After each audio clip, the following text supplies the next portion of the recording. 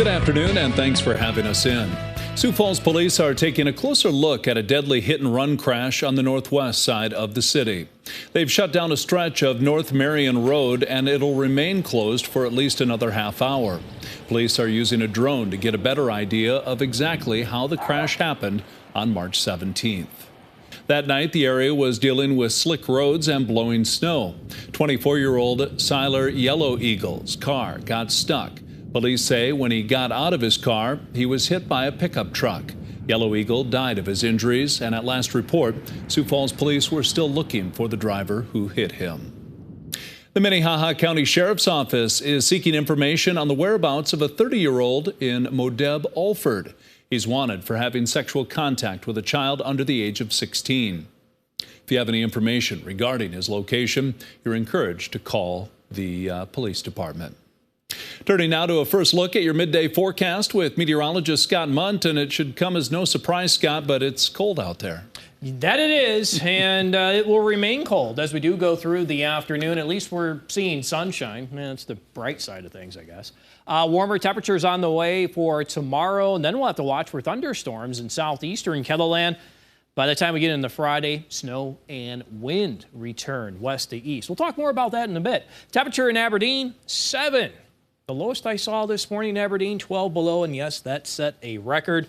We do have sunshine in Aberdeen with that southerly wind coming in at around 7 miles per hour. We have mostly clear skies in central and eastern KELOLAND. A couple of clouds have developed into western and southwestern South Dakota, and as that warm front you may have seen off to our west eventually moves across the area, we will thicken up the cloud cover a little. But over the next 12 hours on Futurecast, it remains dry. Currently 13 in Watertown, 18 in Brookings. We have 20 in Sioux Falls, 23 in Pierre, and 25 in Rapid City. Forecast for today showing temperatures remain in the teens, 20s, and 30s in many locations. We may hit 40 in Rapid City. There's a chance for severe weather for tomorrow. This takes us in the southeastern South Dakota.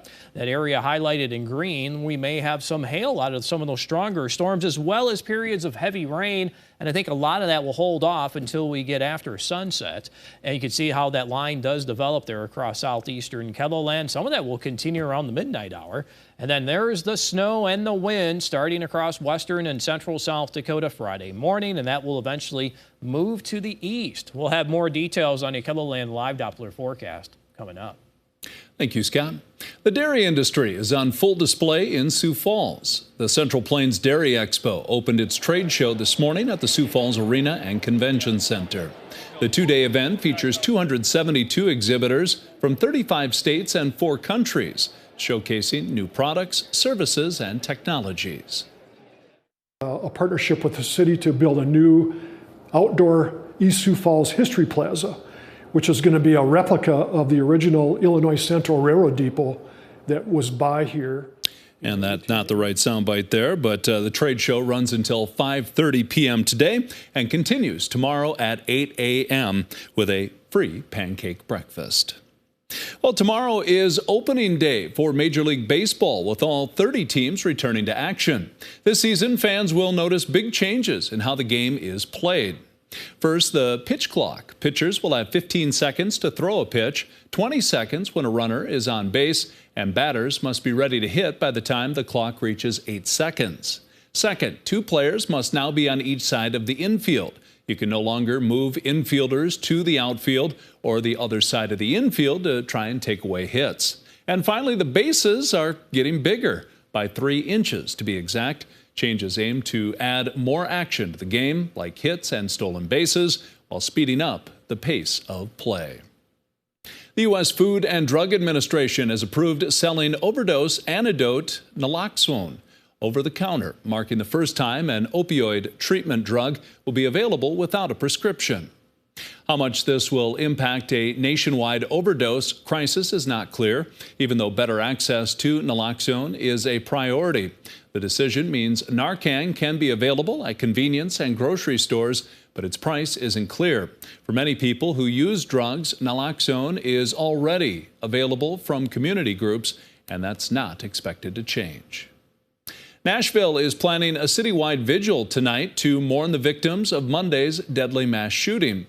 We're learning more about the 3 adults and 3 children killed at the Covenant School. Christian Benavides has the latest from Nashville. Members of the grief-stricken community paid their respects at the growing memorial to the victims of the Nashville school shooting Wednesday morning.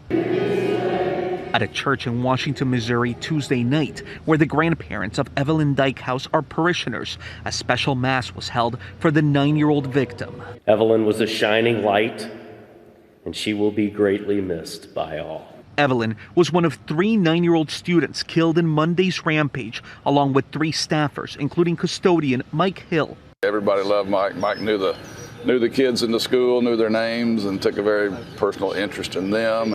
Tennessee Governor Bill Lee revealed 2 other victims. Head of the Covenant School, Catherine Coons, and teacher Cynthia Peak were close to him and his wife. Cindy was supposed to come over to have dinner with Maria last night after she filled in as a substitute teacher yesterday at Covenant. The city of Nashville is planning a vigil tonight for the victims as the investigation into the shooting continues. Nashville's police chief says the shooter had legally purchased 7 guns. 3 of them were used in Monday's attack. Police also say the shooter was under doctor's care for an emotional disorder. Averiana Patton knew the shooter from middle school. She says she received a message warning something bad was about to happen. I screenshotted to my dad and I was like, do I need to say something? He texted back, yes. She alerted law enforcement, but it was too late. Christian Benavides, CBS News, Nashville. Police say the shooter's parents found 1 gun and forced the shooter to sell it, but they didn't know about the others.